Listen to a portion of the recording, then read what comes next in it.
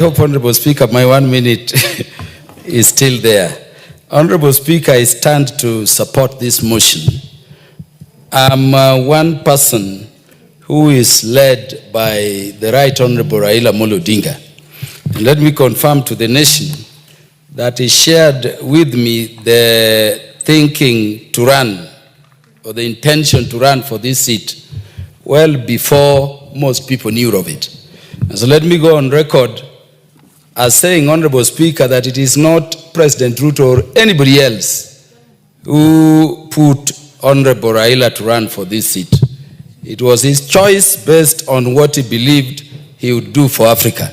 And Honorable Speaker, I want to say that the fact that Honorable Raila has not succeeded to be the chair of the AUC is a loss to Africa and a loss to Kenya. We know Honorable Raila and his leadership credentials as a Pan-Africanist, as a leader who is very passionate about the unity, the prosperity, and peace across Africa.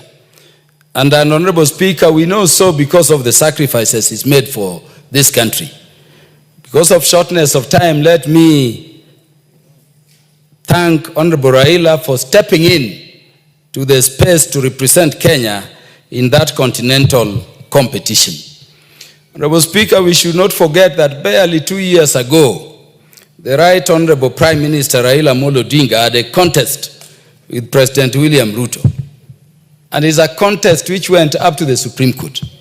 I would therefore not end, Honorable Speaker, without thanking His Excellency, the President, for the magnanimity he showed in stepping forward to support Prime Minister Raila Odinga in the manner he did, in word and in deed. And Honorable Speaker, in so doing, the President has confirmed that he understands very deeply his role as the head of state for all Kenyans, and is being a symbol of national unity. He has taught us that as a constitutional democracy, once we have elections and you take reins, you stand with every Kenyan wherever they are in whatever bid they are making continentally. I wanted to request these two great sons of Kenyan leaders that they have seen through this contest how Kenyans believe we can be a divided people. Honorable Speaker, we always have athletics. And I can tell you, even in the midst of the post-election violence in 2008, when Pamela Jelimo was winning, although we were in different seats as Kenyans due to the times and the temptations we were going through at the time, we stood up and embraced. I wanted to request these two great leaders that the enterprise to unite the country, the need to create the Kenyan nation which has eluded us for far too long, is before them to achieve for Kenya. I would be happy, Honorable Speaker, for that day when whichever Kenya it is, as we have been doing with sports, contesting for anything outside of our border, we forget about where we come from, the communities we come from, and we all rally behind them.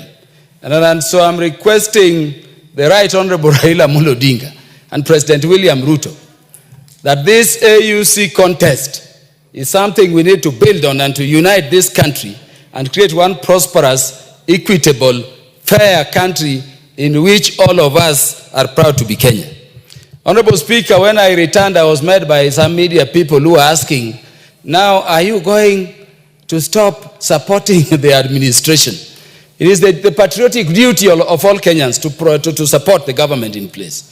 And I wanted to tell those people that I happen to be from the community of Right Honorable Raila Odinga. I can tell you, in the enterprise of building one Kenya, count on Raila to join hands and to continue to the end with President William Ruto. For those who think that there would be any squabbles between us out of this contest, I've seen naysayers thinking so. Honorable Speaker, let me tell you, we are going to hold the hands of President William Ruto more firmer to build one united country where all of us. For those who ever imagined we will fall.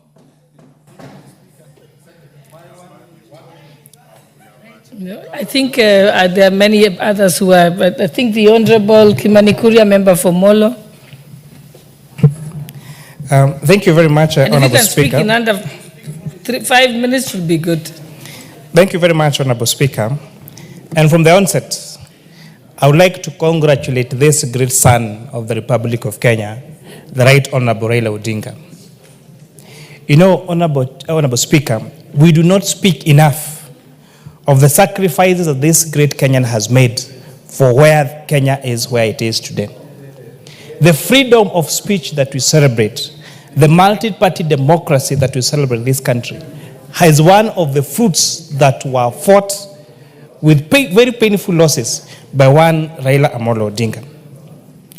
His coming out as such a successful candidate for the African Union position of Speaker clearly also demonstrates the energy that he had and the confidence that the 20 heads of state gave on this son of our Honorable Speaker is one thing today. I'm a very proud Kenyan and I celebrate this great Kenyan Honorable Speaker. During the campaign period, Honorable Speaker, and during the launch of Baba's bid for the AU, at the same time we had a meeting with young legislators across Africa. And I actually took those young legislators to the campaign launch of the Honorable Raila Odinga at Addis Ababa, Honorable Speaker.